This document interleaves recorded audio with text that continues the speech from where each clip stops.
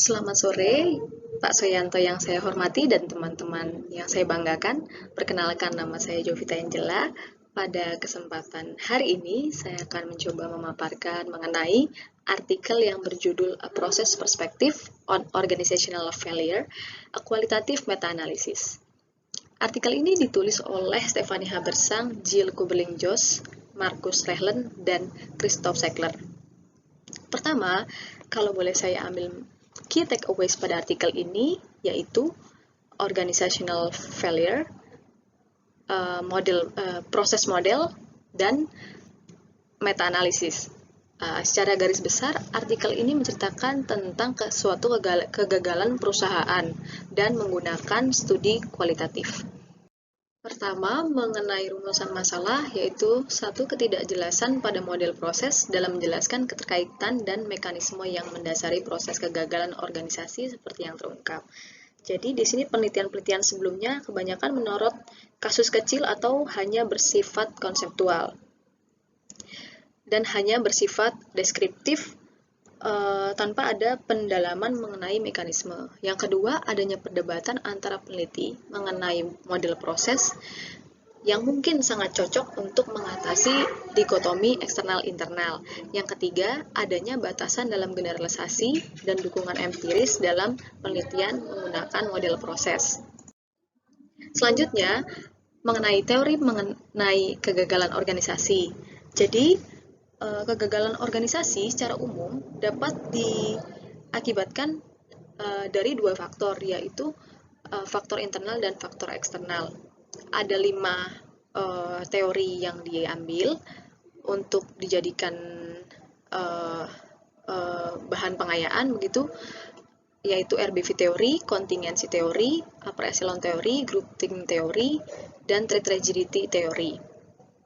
Sedangkan dari faktor eksternal, kegagalan organisasi bisa dilihat dari teori industrial organizational teori, social ekologi teori, institutional teori, dan strategic choice teori. Iya, saya berganti background karena di luar sudah gelap. Baik, saya lanjutkan mengenai metode penelitian.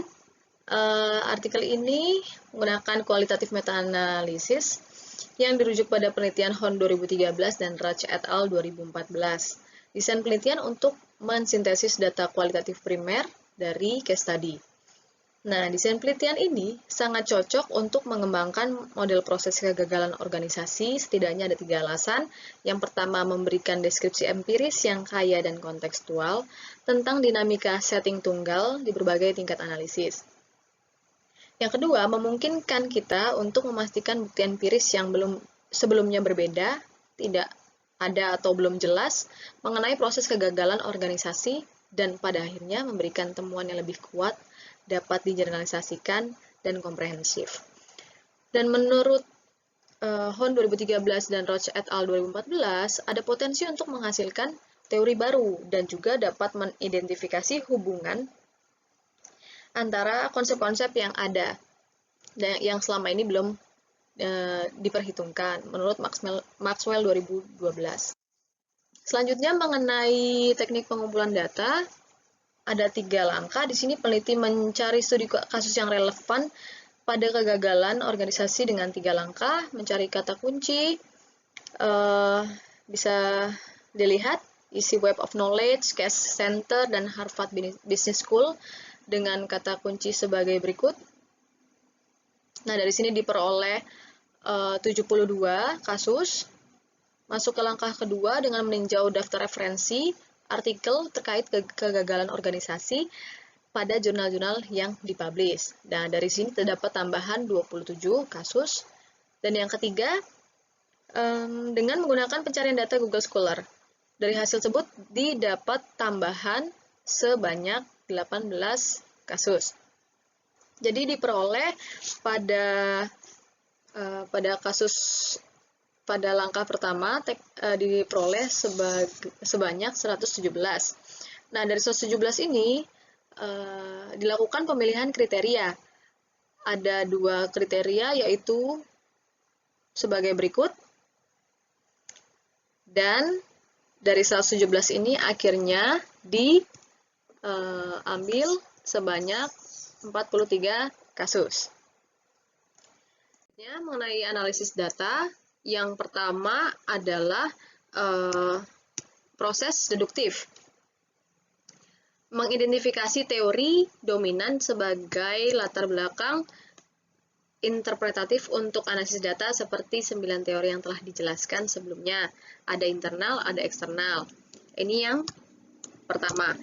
Yang kedua, dengan menggunakan within case analysis dengan mengkode studi kasus terpisah secara line by line manner. Pengkodean ini membandingkan, menguji, mengkonseptualisasi, dan mengkategorisasikan data. Nah, yang ketiga, tahapan axial coding gunanya untuk menghasilkan kategori first order. Jadi dari sini didapat first order kodenya. Untuk selanjutnya, tahapan keempat ini ada di sini. Nah, sebelumnya ada di sini, mohon maaf. Nah, yang keempat adalah untuk menganalisis hubungan di antara kode-kode tersebut. Itu peneliti membedakan antara hubungan unidirectional dan reciprocal. Nah, tahap kelima yaitu visual mapping. Memetakan secara visual setiap kasus kegagalan organisasi sebagai model proses yang terperinci. Nah, ini selanjutnya ke tahapan ke-6, cross case analysis, mengidentifikasi tema imperatif atau logik. Nah, langkah ini melalui proses abstraksi, idealisasi, dan klasifikasi. Kemudian mengklaster 4 grup antara lain imperialis, laggard, villain, dan politicized archetype. Nah, di sini ada proses analisis data yang ketujuh. Pada masing-masing 4 kelompok ini diperiksa mengenai mekanisme yang mendasari proses kegagalan organisasi tersebut. Berdasarkan analisis converging dan diverging relationship, dapat diidentifikasi dan dibedakan rigidity mekanismenya, seperti proses konvergen atau proses divergen. Nah, selanjutnya, mengenai penyajian data, pertama dalam bentuk tabel, ada tabel 1, 2, 3 dengan keterangan sebagai berikut. Tabel 1 penulis menampilkan sebanyak 43 kasus yang akan digunakan. Dengan menyatakan ukuran perusahaan, data yang ditampilkan terlihat bervariasi dan lebih menarik. Yang kedua, penulis memaparkan beberapa literatur tentang kegagalan organisasi. Jadi ada tadi kurang lebih 9 teori ditampilkan dengan segala rinciannya untuk mengembangkan skala deduktif. Dicari lalu disaring konsep-konsep penjelas utama yang ditemukan dalam teori tersebut. Nah, dalam tabel 3, penulis menunjukkan hasil frekuensi dan kepadatan kode yang mencerminkan tema-tema inti dari setiap kelompok kasus. Nah, frekuensi ini di dalam tabel 3 dijelaskan dengan kode tebal. Gitu. Selanjutnya, penyajian data dalam bentuk gambar.